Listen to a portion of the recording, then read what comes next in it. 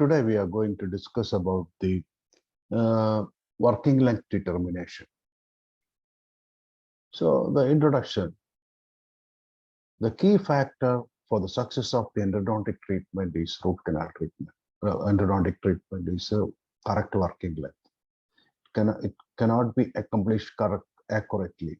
Thus, predictable endodontic success depends upon how we are determining the working length.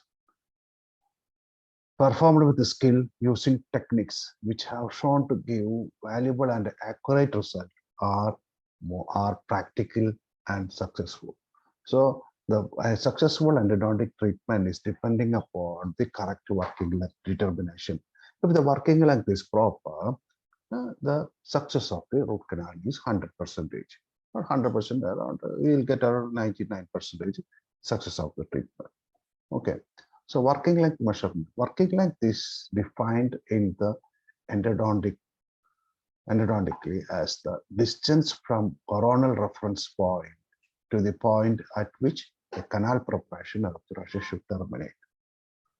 So this is the definition for the working length. Working length is the distance from the coronal reference point to the point at which the canal preparation observation should terminate. Okay. So the anatomical consideration, the anatomical apex.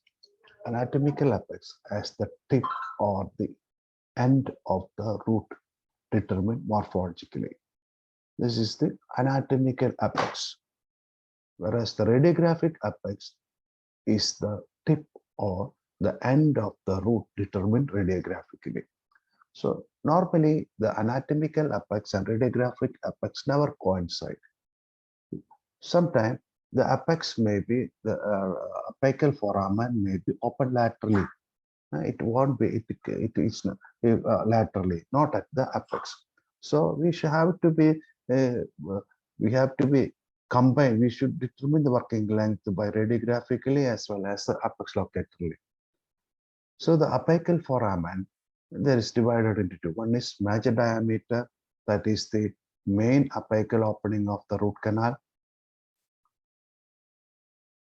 So this is the working length. Working length is, you can see in the second diagram, the working length, the apical foramen opens laterally.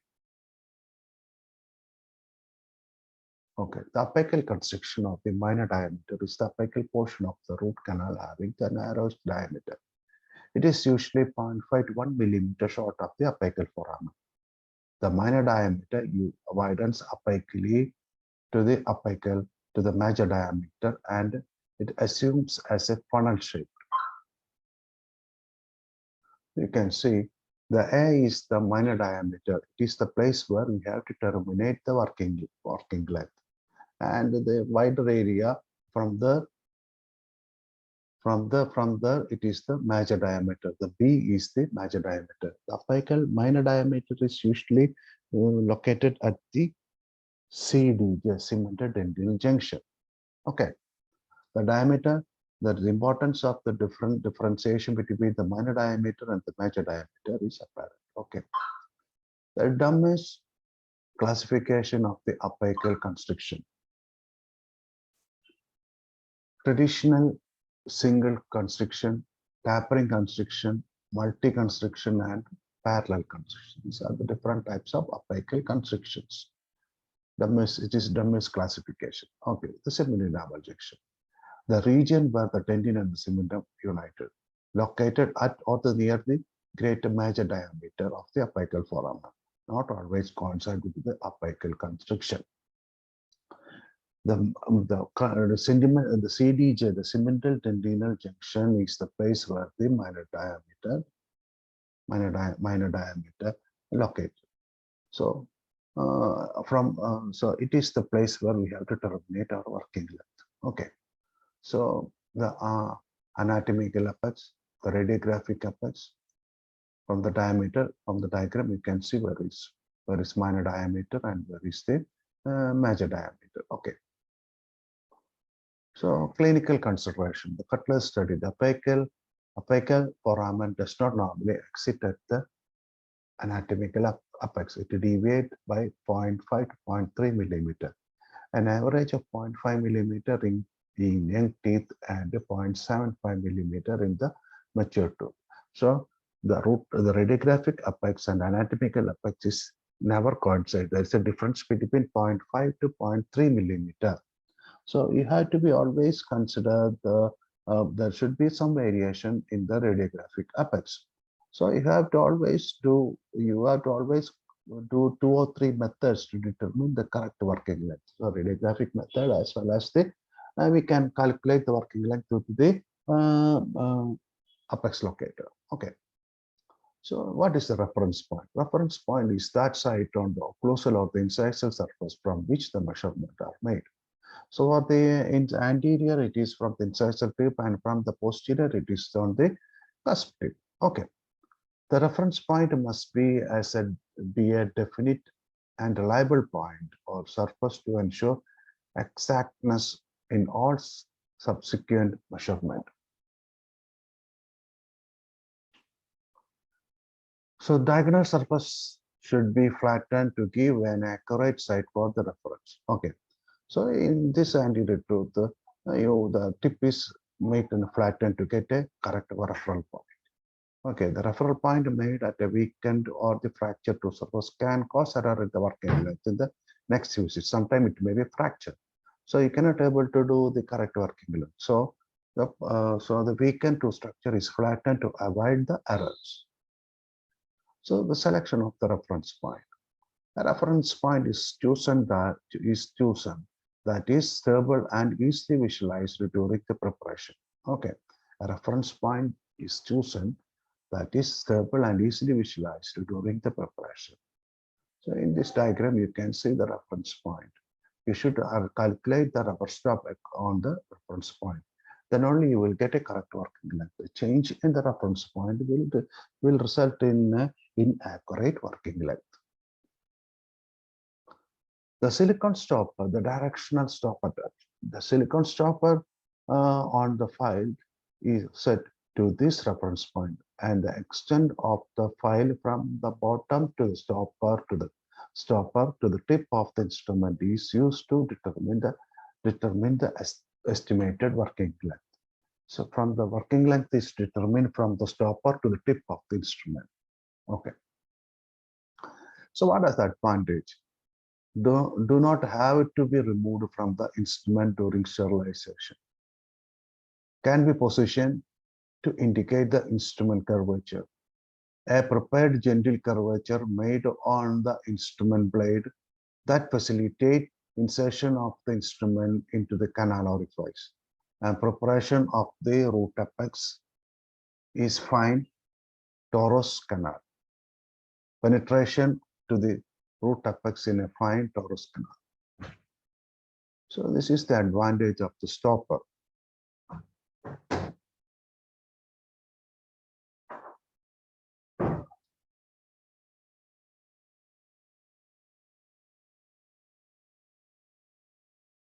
So do not have to be removed from the instrument during sterilization. Can be positioned to indicate instrument curvature. A prepared gentle curvature made on the instrument blade that facilitate the insertion of the instrument into a canal orifice. A penetration of the root apex, penetration in the root apex in a fine torus canal. Okay. So significance of the working length. How far into the canal instrument can be placed and can do the cleaning and shaping. Plays an important in determining the success of the treatment. It affects the degree of pain and discomfort by virtue of over or under instrumentation. Over or under instrumentation can occur if the working length is not proper. The significance of the working length. One is it determines the working length. It determines the cleaning and shaping length. It plays role in the success of the root canal treatment, and it also determines if it also result in the pain if it's over instrument or under instrumentation. So the working length should be proper to get a proper instrumentation. Okay. So what are the different methods of determining working length? The one is broadly divided into radiographic method and a non-radiographic method. The radiographic methods are single methods are mostly recommended. Other methods are best method, Bergman's method, Brandman's technique, Grossman's method, Wayne's method, Cutler's X-ray grid method, zero radiography, direct digital radiography. These are the radiographic methods. Now comes the electronic surface locator and non-radiographic methods are tactile, apical, periodontal sensitivity, and paper point method. So we will discuss one different methods of working length determination.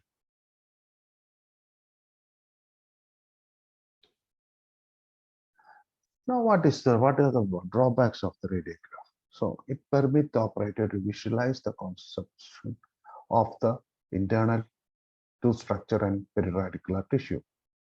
It is an exact roadmap of the anticipated journey between the access point into the pulp chamber and to the apical foramen. The clinician must learn to interpret or rather read the radiograph to assist in instrument selection for the exploration of the complicated root canal system. So radiograph 1, it is permit the operators to form a visual conception of the internal tooth structure and periradicular tissue. It gives an exact roadmap of the anticipatory journey between the access opening to the pulp chamber and to the apical root foramen. The clinician must learn to interpret or rather read a radiograph to assist in instrument selection for the exploration of the complicated root canal system. The Ingalls method, the Ingalls radiographic technique, the clinical, the knowledge of an average root length. You should have an average. You should have an knowledge of average working length of the tooth. Okay. So the instrument recurving. The desired instrument curvature is attained by grasping the blade with a gauze sponge, bending the instrument in a gentle slope. The stable occlusal reference point, anterior incisal edge, and for the posterior to the cusp tip. Okay. What are the methods? Before access opening, the fractured cusp, the cusp weakened by the caries or the restoration are reduced to avoid fracture weakened enamel during the treatment. Measure the estimated working length from the preoperative radiograph. Adjust the stopper of the instrument to this established estimated working length and place it in the canal up to the adjusted stopper. Take the radiograph. On the radiograph, measure the difference between the tip of the instrument root apex. Add or subtract this length to the estimated working length to get the newer working length. Correct the working length. The correct working length is finally calculated by subtracting 1 millimeter from this new root length. So from the initial measurement is taken from the radiograph. Now with that working length, we placed minus 1 millimeter for the safety factor. So with that working length, we placed in the root canal, take the radiograph. If the radiograph from the radiograph, if it goes beyond the root apex, we have to subtract, and if it is short of the apex, we have to add. From the working length, you have to minus 0.5 millimeter to the to get the correct working length.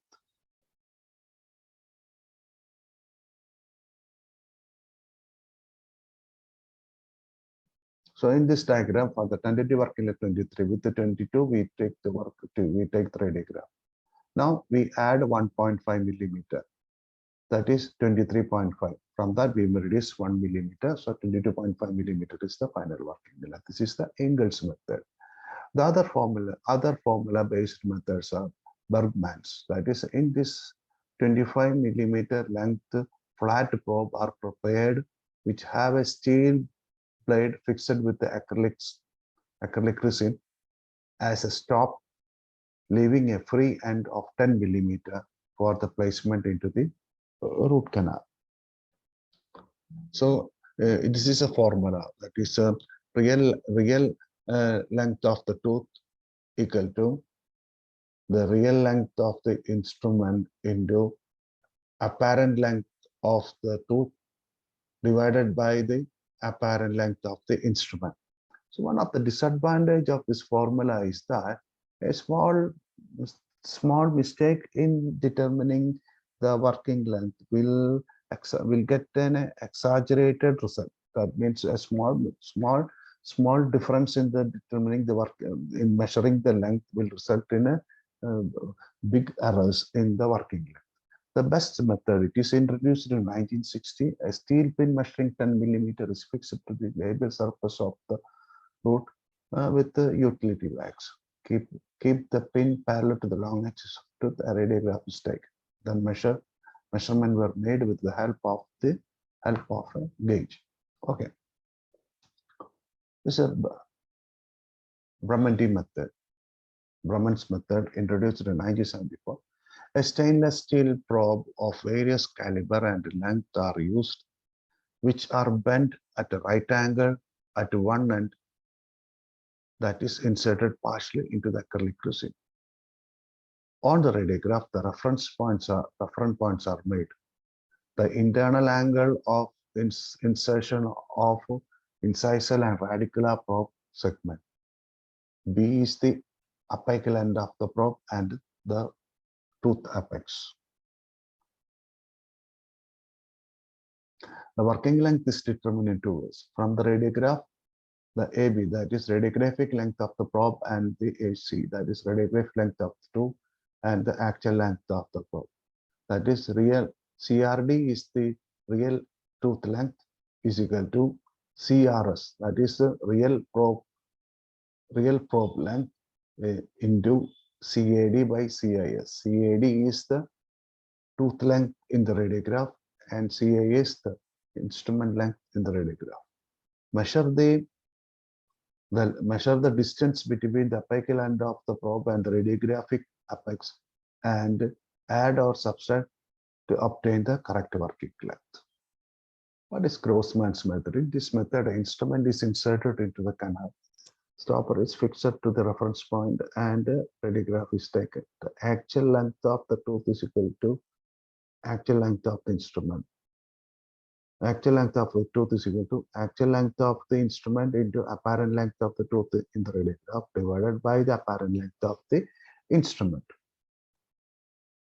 The disadvantage is a wrong reading can occur because of the variation in the length of the radiograph, curved canal, as S-shaped or double curvature root. So these are the disadvantages. So Wayne's method is, it is the Wayne's recommendation for determining the working length based on the radiographic evidence of root and the bone resorption. If no root or the bone resorption is evident, it is 1 millimeter. If a bone resorption is apparent, there will be no root resorption. That case, 1.5 millimeter. And if the bone and the root resorption is there, then reduce 2 millimeter from the working length. Then Cutler's method.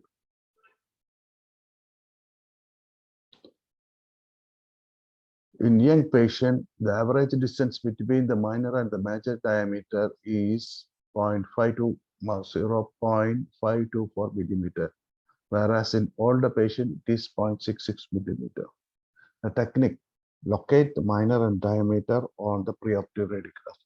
Estimate length of the roots from the preoperative radiograph. Estimate the canal width on radiograph.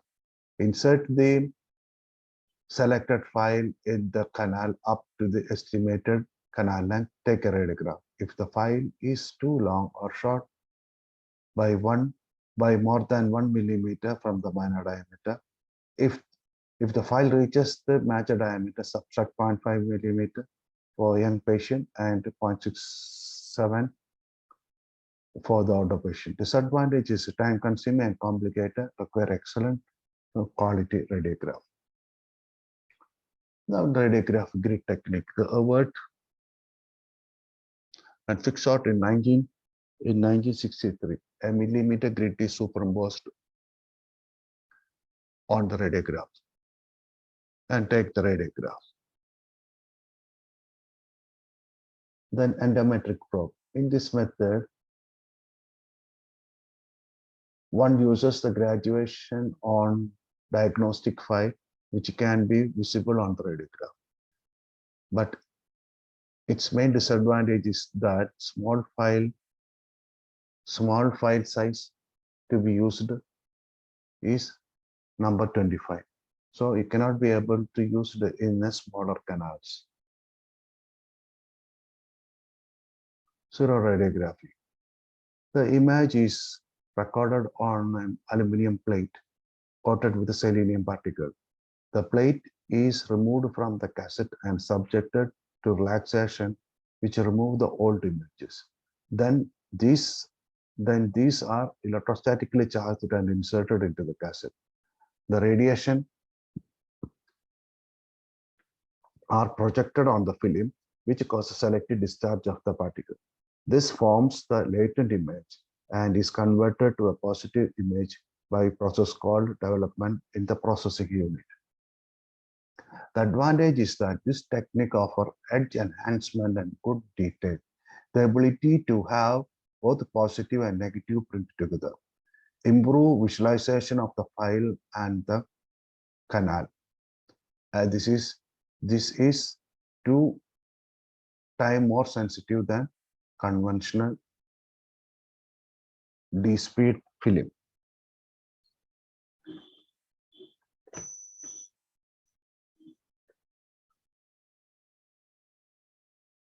The disadvantage is that since saliva may act as a media for flow of current, the electric charge over the film may cause discomfort to the patient.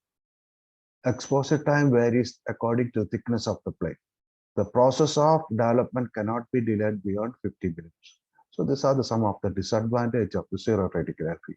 The main advantage of seroradiography is edge enhancement, but artifacts can occur in this method also. The direct digital radiography, it is also known as RVG. In this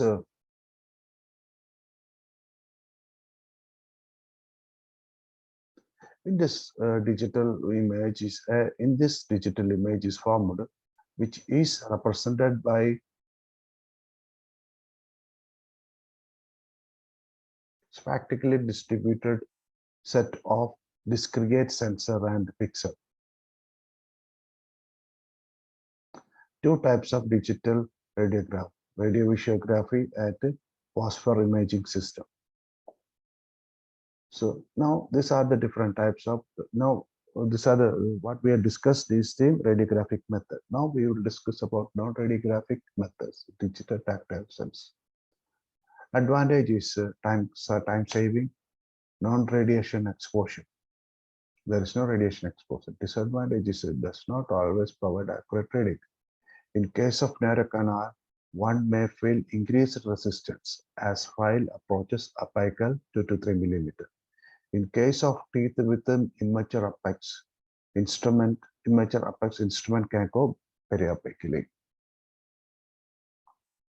Then comes the periodontal sensitivity test. For example, in case of narrow canal, the instrument may feel increased resistance as file approaches the apex 2 to 3 millimeter. And in case of teeth with the immature apex, instrument can go beyond the apex. In case of canal with a narcotic pulp, the instrument can pass beyond the apical constriction. And in case of vital or inflamed pulp, the pain can occur several millimeters before the periapex is crossed by the instrument. So these are one of the main disadvantages that it can push the periapical debris into the periapical area and cause the pain. Determination of the working length from the paper point measurement. It is most reliable in case of open apex, where the apical constriction is lost because of the perforation or the resorption. Moisture of the blood present on the apical part of the paper point indicate that the paper point has passed beyond the estimated working length, but it is not that reliable for determining the working length. Now comes the electronic apex locator. The concept of measuring the root length electronically are proposed in 1918 by Cluster. The principal design and development of the electronic apex was later reported by Suzuki in 1942. Based on this finding, Sunanda introduced the first electronic apex locator in 1962. He shows that with the use of a direct current, the location of the apical foramen could be estimated since the resistance between the periodontium and the oral mucosa membranes are constant at 6.5 kiloohms. Electronic apex locator gained popularity among the clinician and are widely used now because there is no radiographic, there is no ionizing radiation, and now with the newer type of apex locators are give an accurate working length. The accuracy of the electronic apex locator may be affected by the immature apex, retreatment, calcified or blocked canal, as well as a severe hemorrhage and inflammatory exudate into the canal. The accuracy of the electronic apex locator may also decrease as the size of the apical diameter increases.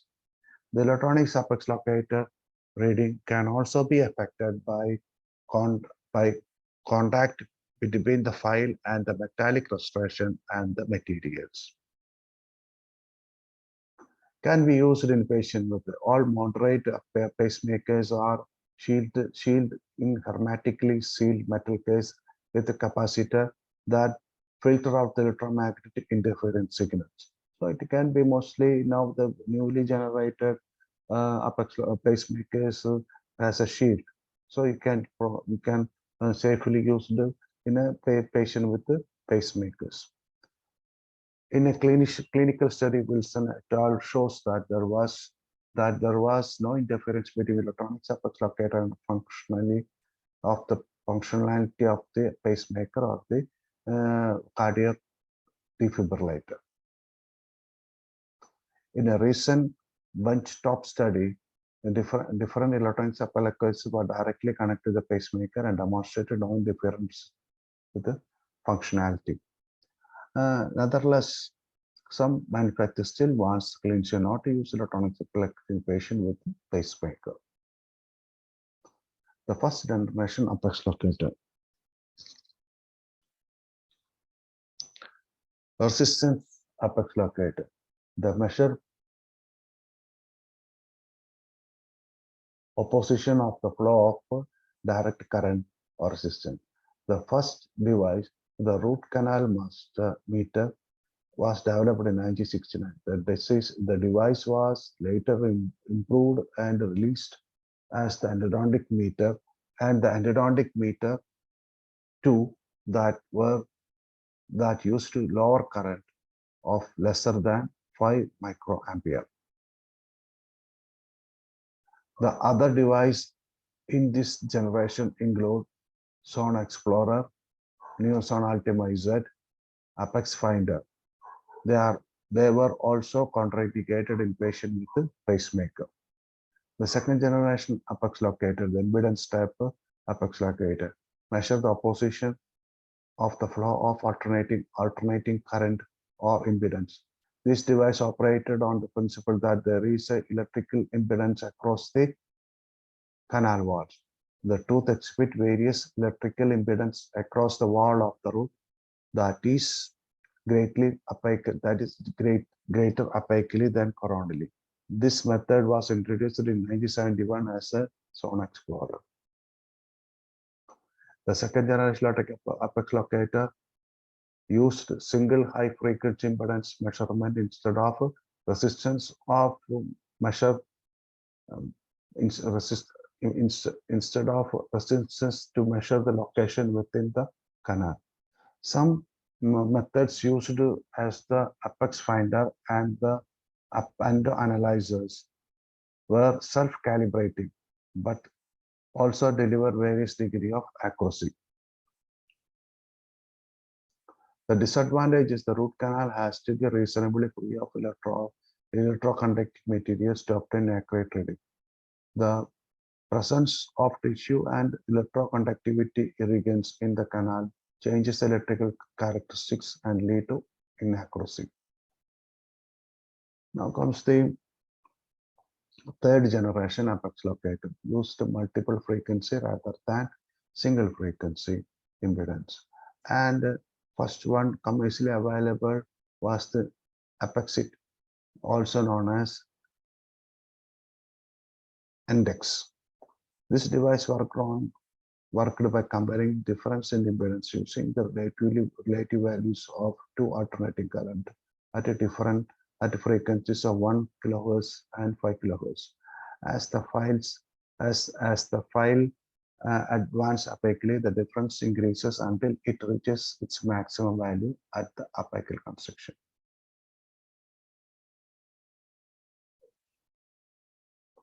In 19